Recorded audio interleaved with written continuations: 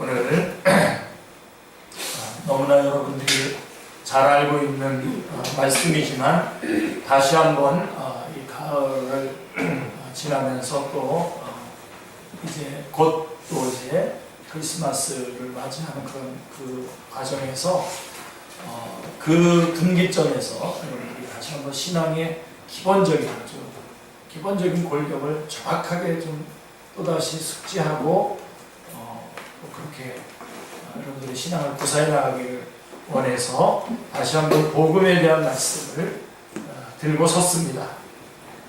로마서 3장 21절로 26절은 복음이 무엇인가를 잘 요약해 주고 있기 때문에 작은 복음이라고 말합니다.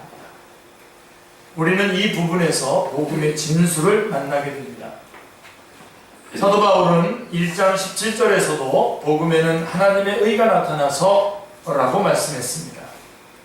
하나님의 의가 나타났다라고 하는 말은 구속사에 있어서 아주 중요한 전환점이 됩니다. 구속사라고 하는 것은 하나님께서 세상을 구원하시는 행위에 관한 역사라고 이렇게 말할 수 있는 거죠. 제가 하나씩 요새 다 소개해주고 있는 거 아시죠? 원복음에 대해서도 복음의 원시적인 형태를 말하는 거다 이렇게 말씀해줬고, 구속사 그런데 여러분들이 혹시 이게 무슨 얘기인가 아직 모르시는 분들, 하나님께서 이 세상을 구원하시는 행위에 관한 역사가 구속사입니다. 국어사전에 나와 있는 내용입니다. 자, 그래서 이 하나님의 의가 나타났다라고 하는 이 말은 구속사에 있어서 아주 중요한 전환점이 되는 말씀입니다. 자, 1장 17절에서는 로마서 1장 17절에서는 복음이 무엇인가를 한마디로 정의하는 의미에서 복음에는 하나님의 의가 나타났다라고 말씀했고, 바로 이 3장 21절에서는 이제는 율법 외에 하나님의 한 의가 나타났다라고 말씀하고 있습니다. 이것을 문맥적으로 보면 3장 20절에서 로마 3장 20절에서는 율법의 행위로 그의 앞에 의롭다함을 얻을 유체가 없나니라고 선언한 사도 바울은 바로 21절에서 3장 21절에서는 그러나 이제는 율법 외에 하나님의 한 의가 나타났으니라고 의롭게 되는 방도가 있음을 선포하고 있는 것입니다. 그러므로 하나님의 의가 나타났다라고 하는 말씀은 복음의 핵심이 되는 말씀입니다. 아멘. 네, 복음은 하나님의 의가 나타나는 것입니다. 그게 21절 말씀인데요. 이제는 율법 외에 하나님의 한 의가 나타났으니 율법과 선지자들에게 증거를 받은 것이다. 예. 자, 로마서 1장 18절부터 3장 20절까지 쭉 죄에 대한 말씀을 쭉 말씀하고 난 다음에 본격적으로 복음을 증거하는 첫 마디가 이제는이라고 하는 말씀입니다. 더 정확한 번역은 그러나 이제는이라고 말씀할 수가 있겠습니다. 이것은 전환점을 의미하는 것입니다.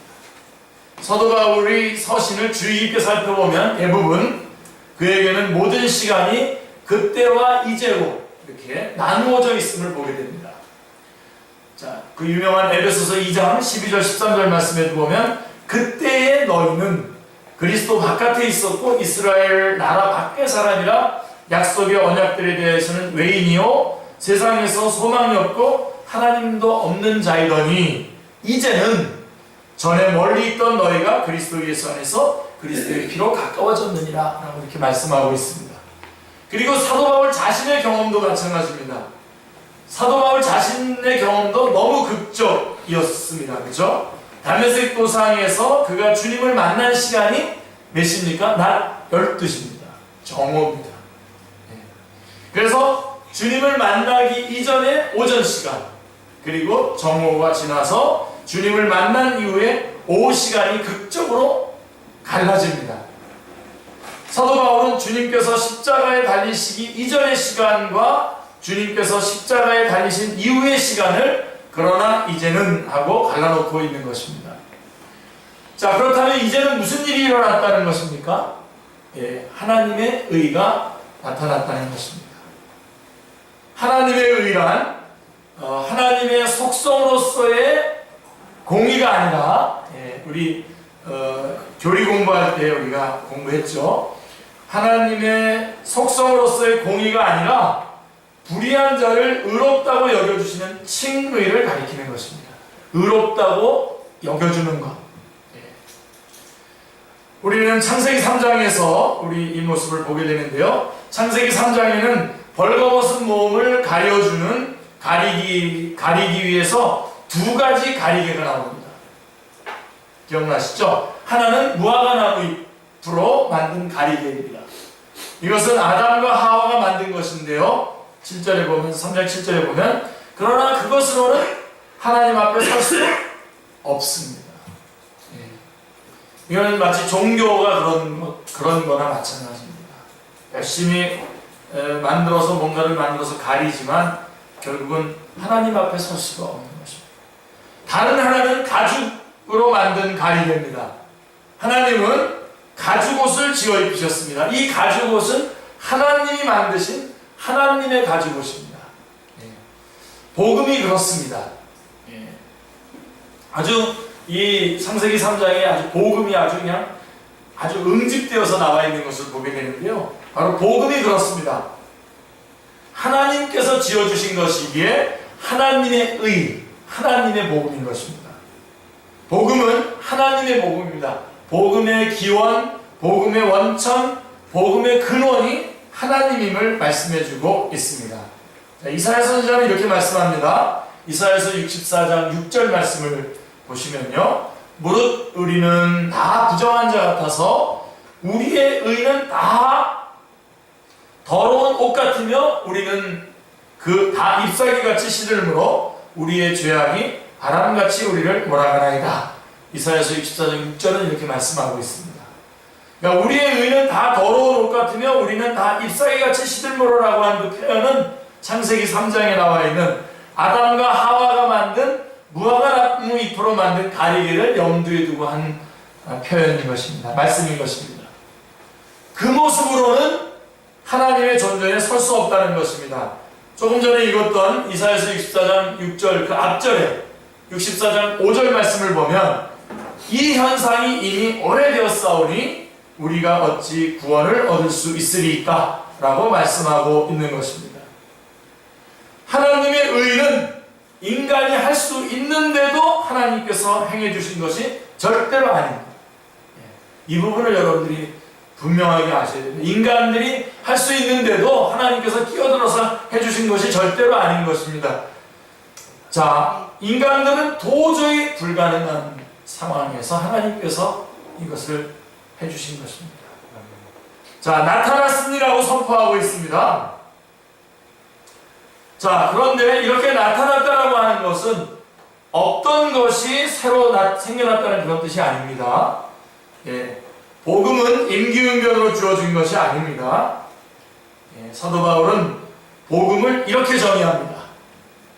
고린도전서 2장 7절에 보시면 한번 같이 주일날 말씀인데도 한번 같이 한번 읽어보겠습니다. 시작. 오직 인간 가운데 있는 하나님의 지혜를 바라는 것까지만. 고린도서 2장 7절이고요. 그 다음에 에베소서 3장 9절은 시작. 영원부터 만물을 창조하신 하나님 속에 감추었던 비밀의 경륜. 또 하나 골로새서 1장 26절은 만세와 만대로부터 감춰졌던 것. 이렇게 복음에 대해서 성경은 이렇게 증언하고 있는 것입니다. 이 시간이야말로 에어컨을 켜야 될 시간입니다. 다들 더워서들. 근데 우리 윤선이는 추운가 보네. 추운 건 아니에요. 추운 건 아니고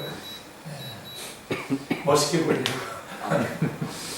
자, 이처럼 구약 시대에 오랫동안 감춰져 있었던 것이 이제는 베일을 벗고 드디어 나타났다는 것입니다.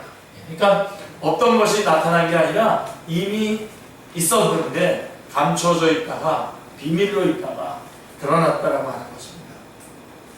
그래서 21절에 율법과 선지자들에게 증거를 받은 것이다 라고 말씀하는 것입니다. 자, 율법과 선지자는 구약 성경을 가리키는 것이죠. 그래서 로마서 1장 2절에도 이 복음은 하나님이 선지자들로 말미암아 그의 아들에 관하여 성경에 미리 약속하신 것이다 라고 말씀하고 있습니다. 자, 복음은 약속의 복음이죠. 아까 하나님의 복음이라고 말했죠. 약속의 복음입니다. 복음의 근거, 복음의 증거가 말씀임을 말씀해주고 있는 것입니다. 주님께서 요한복음 5장 39절에 구속사에 있어서 아주 생명과 같이 귀중한 구절이죠. 요한복음 5장 39절에서 이 성경이 곧 나에 대하여 증언하는 것이다 라고 하신 대로, 이 성경은 구약성경을 말하는 것이죠. 구약성경 안에는 예수 그리스도와 복음이 다양한 모습으로 증언되어 있습니다. 언약, 예언, 예표, 그림자, 모형, 여러 가지 모양으로, 여러 가지 방법으로 예수 그리스도와 복음이 다양하게 증언되어 있는 것입니다. 하나님의 의가 나타났다라고 하는 것은 인간이 들을 수 있는 소식 중에서 최고의 기쁜 소식입니다. 할렐루야. 네. 성경은 말씀합니다. 히브리서 9장 27절에 한 번 죽는 것은 사람에게 정하는 것이요 그 후에는 심판이 있으리니 라고 말씀하고 있습니다. 그 심판대 앞에 설 때에 하나님의 의를 입지 않고는 죄인은 어디에 서리요? 라고 하는 베드로전서 18절의 말씀처럼 죄인은 어디에 서리요? 라고 슬프게 외치게 될 것입니다. 그때 하나님께서 우리에게 너는 무슨 자격으로 이곳에 왔느냐? 라고 물으신다면 우리는 합창을 하듯이 이렇게 대답해야 됩니다. 어떻게 해요? 네, 하나님의 의를 믿고 왔나이다 라고 이렇게 대답합니다. 다른 얘기하면 안 됩니다. 복음은 하나님의 의가 나타났다는 기쁜 소식입니다. 분명하게 여러분들 붙잡으시고 다시 한번 그 구원의 감격, 여러분들이 죄와 사망과 심판과 지옥의 길을 갈 수밖에 없었던 그런 상황, 우리 인간이 겪는, 인간에게 주어진 그 사망과 내쫓김과 그 다음에 벌거벗음의 이 모든 것을 하나님의 의가 나타나심으로 말합니다. 우리에게 복된 소식, 구원의 소식이 되었다라고 하는 것입니다. 이게 우리에게 이게 21절입니다. 복음은 하나님의 의가 나타났다라고 하는 것입니다. 자, 그러면 이 복음은 어떻게 받을 수 있습니까? 그게 22절에 나오는 말씀입니다. 곧 예수 그리스도를 믿음으로 말미암아 모든 믿는 자에게 미치는 하나님의 의인이 차별이 없느니라 라고 말씀하고 있습니다. 22절은 21절에서 하나님의 의가 나타났다라고 한 그 의를 어떻게 받을 수 있는가, 그 의가 어떻게 나의 것이 될 수 있는가를 말씀해주고 있습니다. 율법이 할 수 있는 것은 죄를 깨닫게 하는 일입니다. 그런데 율법이 할 수 없는 게 있어요. 결정적이죠. 율법은 우리를 의롭게 하는 일은 할 수 없습니다. 우리에게 죄를 깨닫게 하는 일을 할 수 있는데 우리를 의롭게 해주지는 못합니다. 물론 이것은 율법의 문제가 아니라 누구의 문제입니까? 그 율법을 지키지 못하는 우리 인간 쪽의 문제죠. 육신의 연약함 때문입니다. 우리 인간의. 그래서 20절 말씀에서, 로마서 3장 20절 말씀에서 율법의 행위로 그의 앞에 의롭다함을 얻을 육체가 없나니 율법으로는 죄를 깨달음이라 라고 말씀한 것입니다. 그런데 21절에서 이제는 율법에 의해 하나님이 한 의가 나타났으니 라고 말씀한 것입니다. 그것은 율법과 선지자에게 증거를 받은 것인 만큼 참되고 신실한 것입니다. 이 의를 입지 않고는 하나님 앞에 설 수 없습니다. 그렇다면 나타난 하나님의 의를 어떻게 받을 수 있습니까? 22절이 그 말씀인데요. 곧 예수 그리스도를 믿음으로 말미암아 모든 믿는 자에게 미치는 하나님의 의인이 차별이 없느니라 라고 말씀하고 있습니다. 자, 그래서 이 22절 말씀을 좀 자세히 좀 들어가 본다면, 첫째로 하나님의 의는 예수 그리스도를 믿음으로 말미암아 받는다고 말씀하고 있습니다. 이게 첫 번째로 22절에서 중요한 말씀입니다. 하나님의 의는 예수 그리스도를 믿음으로 말미암아, 믿음 외에 다른 조건은 없습니다. 믿음 이외에 다른 조건은 아무것도 없습니다. 오직 믿음으로만 받는 것입니다. 누군가가 여러분 선물을 주면 우리가 선으로 받는 것처럼 하나님께서 주시는 의의 선물을 받는 믿음도 이 선과 같습니다. 손을 내밀어서 감사합니다 하고 받으면 나의 것이 되는 것입니다. 이게 바로 22절에 하나님께서 우리에게 주신 그 하나님의 의를 받는 방법입니다. 로마서 10장 9절에서도 내 마음에 믿으면 구원을 받으리라 라고 말씀하고 있습니다. 그렇다면 하나님께서는 어찌하여 인간에게 믿음을 요구하십니까? 그냥 주면 안 됩니까? 볼 수 없는 영이신 하나님과 피조물인 인간의 사이의 관계는 언약의 관계입니다. 그리고 성경이 말씀하는 믿음이란 하나님의 언약을 믿는 믿음을 말하는 것입니다. 그러므로 언약이 없으면 하나님과의 관계도 믿음도 성립이 되지 않는 것입니다. 그런데 예수 그리스도께서는 새 언약의 성취자로 오십니다. 하나님이 세워주신 언약을 불신하는 일이 최초로 일어난 곳이 어디죠? 바로 에덴입니다. 아담과 하와가 하나님과의 관계를 계속적으로 유지하기 위해서는 창세기 2장 17절에서 내가 먹는 날에는 반드시 죽으리라 라고 하신 그 언약, 호세아서 6장 7절에는 이것을 언약이라고 말씀하고 있는데 그 언약을 믿고 지켜야만 했습니다. 그러나 최초의 인간은 하나님의 언약을 배신하였습니다. 하나님의 사랑을 의심했습니다. 하나님의 말씀을 믿는 대신에 사탄의 유혹하는 말을 믿었던 것입니다.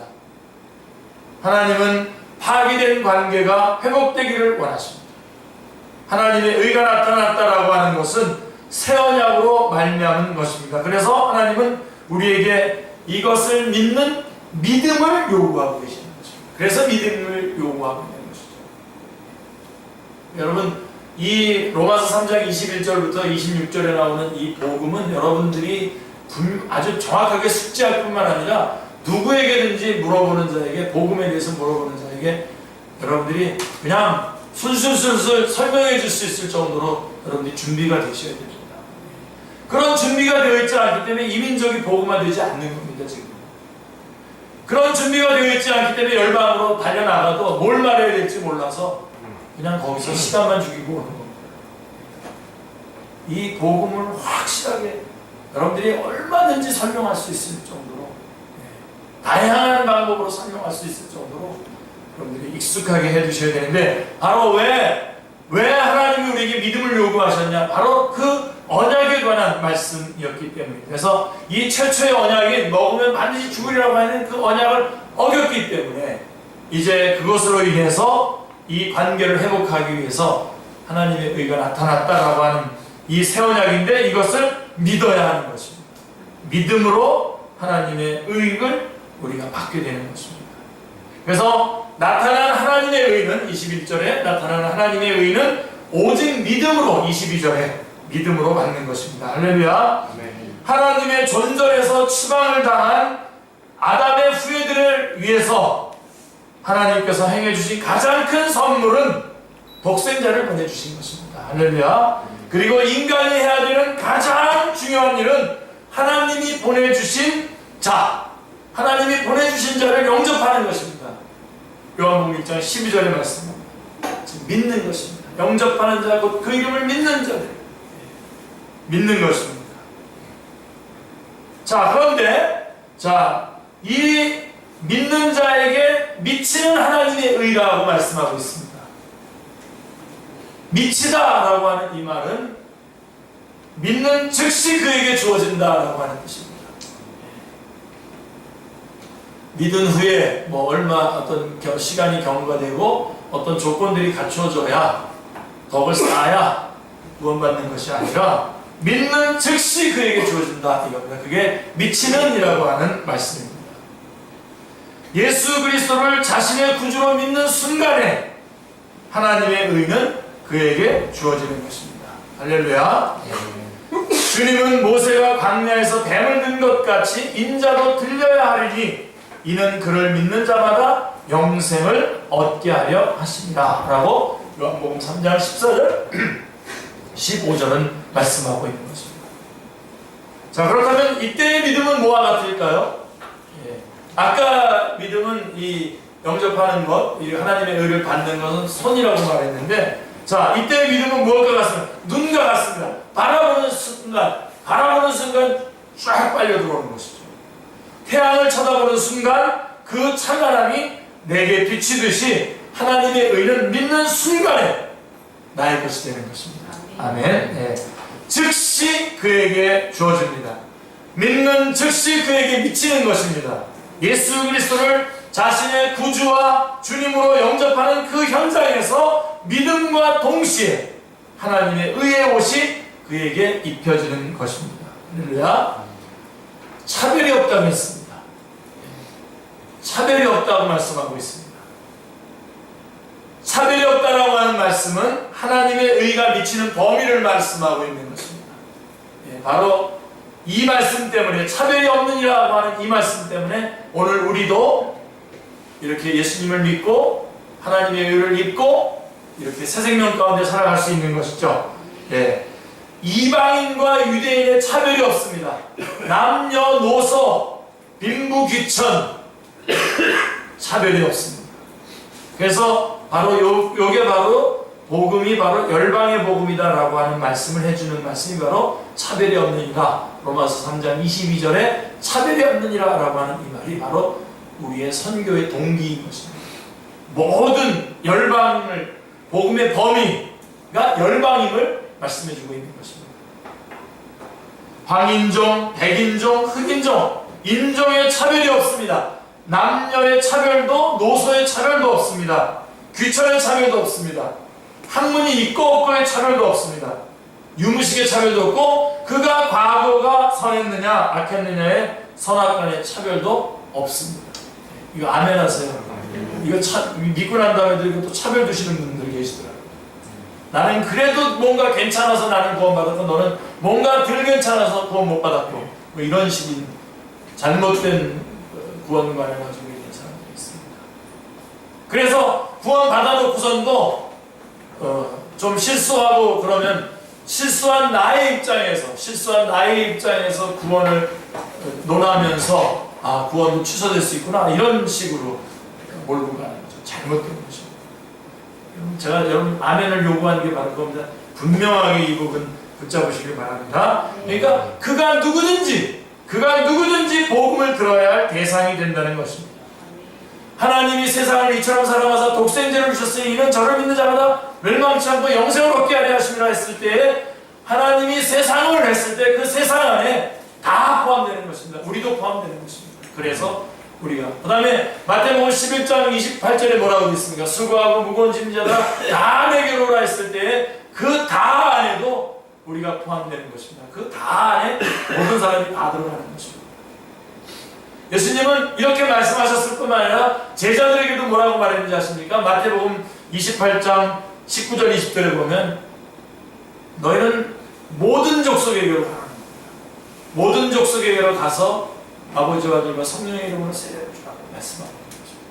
그러니까 이 다 모든 사람에게 필요한 말씀입니다. 차별이 없느니라 라고 하는 말씀이 바로 그 뜻입니다. 자, 하나님의 의는 어떻게 받을 수 있습니까? 오직 믿음으로만 받을 수 있는데요. 믿는 동시에 즉시 주어지는 것입니다. 아멘. 그리고 아무런 차별이 없습니다. 모든 믿는 자에게 주어지는 것입니다. 이것이 22절에 곧 예수 그리스도를 믿음으로 말미암아 모든 믿는 자에게 미치는 하나님의 의인이 차별이 없느니라 라고 한 말씀의 의미인 것입니다. 나타난 하나님의 의는 오직 믿음으로만 받을 수 있습니다. 할렐루야.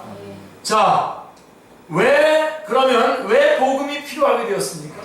왜 하나님의 의가 필요하게 되었습니까? 그게 이제 23절의 말씀입니다. 모든 사람이 죄를 범하였음에 하나님의 영광에 이르지 못하더니 라고 말씀하고 있습니다. 21절에서 이제는 율법에 하나님의 한 의가 나타났으라고 말씀했습니다. 복음은 하나님의 의가 나타난 것입니다. 그리고 22절에서 나타난 의는 오직 믿음으로 받는다고 했습니다. 자, 근데 23절은 그렇다면 온 인류에게 왜 하나님의 의가 필요하게 되었냐라고 왜 필요하게 되었는가에 대해서 말씀해주고 있는 것입니다. 모든 사람이 죄를 범하였음에 하나님의 영광이 이르지 못하더니 그래서 하나님의 의가 필요하게 되었다는 것입니다. 하나님의 영광이 이럴 수가 없었어요. 하나님의 영광에서 떠났을 뿐만 아니라 떠나서 다시 돌아올 수 없을 뿐만 아니라 떠나서 올 수가 없을 뿐만 아니라 가려고 해도 갈 수가 없는 것입니다. 그래서 하나님의 의가 필요하게 된 것입니다. 모든 사람이 죄를 범하였음에 라고 과거형으로 말씀하고 있다는 것을 기억하시길 바랍니다. 이 죄는 다윗이 이렇게 고백했잖아요. 시편 51편 5절에 내가 죄악 중에 출생하였으며 어머니가 죄 중에서 나를 잉태하였나이다. 바로 그 원죄를 의미하는 것입니다. 원죄. 맨 처음에 죄가 되는 그 죄. 아담과 하와는 범죄하자 바로 하나님께로부터 분리되었습니다. 그리고 그 후손들은 태어날 때부터 분리된 상태에서 태어나는 것입니다. 이것을 원죄라고 부릅니다. 원죄. 5장 12절, 로마서 5장 12절에서도 그러므로 한 사람으로 말미암아 죄가 세상에 들어오고 죄로 말미암아 사망이 들어왔나니 이와 같이 모든 사람이 죄를 지었으므로 사망이 모든 사람에게 이르렀느니라 라고 말씀하고 있습니다. 이 원죄, 이것 때문에 아담의 범죄는 개인의 자격으로 범죄한 것이 아닙니다. 온 인류의 대표자로서 범죄했던 것입니다. 그래서 아담 이후로 온 인류는 죄 아래에 있게 된 것이죠. 로마서 3장 9절이 말씀하고 있는 것입니다. 의인은 없나니 하나도 없는. 물론 자기 자신의 행위로도 하나님 앞에 의롭다함을 얻을 자는 없습니다. 하나님의 영광에 이르지 못하더니라고 말씀하고 있습니다. 이 말씀은 죄로 말미암아 하나님께서 인간에게 주신 영광스러운 지위를 상실했을 뿐만 아니라 하나님이 계신 영광의 자리로 가려고 해도 이르지 못하게 되었다라고 하는 뜻입니다. 우리 인간의 가장 절망적인 상황을 말씀해주고 있는 것입니다. 영광에 이르지 못할 뿐만 아니라 영광에 이르지 못하게 되면 흑암에 떨어질 수밖에 없는 것입니다. 그래서 온 인류에게 하나님의 의가 필요하게 된 것입니다. 그것이 바로 23절의 의미인 것입니다. 자, 이제 24절, 이제 오늘 우리 오전의 말씀에서는 마무리가 되는 24절이 남았죠. 이따가 오후 시간에는 25절, 26절, 로마서 3장 25절, 26절 말씀을 저희가 다시 한번 점검해 보도록 할 텐데요. 자, 하나님의 의를 주신다는 것이 그럼 어떻게 나타나게 되었습니까? 어떻게 가능하게 되었습니까? 이게 24절입니다. 자, 하나님의 의가 나타났죠? 근데 이 의는 믿음으로 받죠? 왜 하나님의 의가 필요하게 되었나 말씀했죠? 자, 그러면 이것이 어떻게 그 의를 받아들이면 우리가 의롭다함을 얻을 수 있게 되는가? 어떻게 해서 그게 가능하게 되었는가? 그게 24절의 말씀인 것입니다. 그리스도 예수 안에 있는 성령으로 말미암아 하나님의 은혜로 값없이 의롭다 하심을 얻은 자 되었느니라 라고 말씀하고 있습니다. 그리스도 예수 안에 있는 성령으로 말미암아 라고 말씀합니다.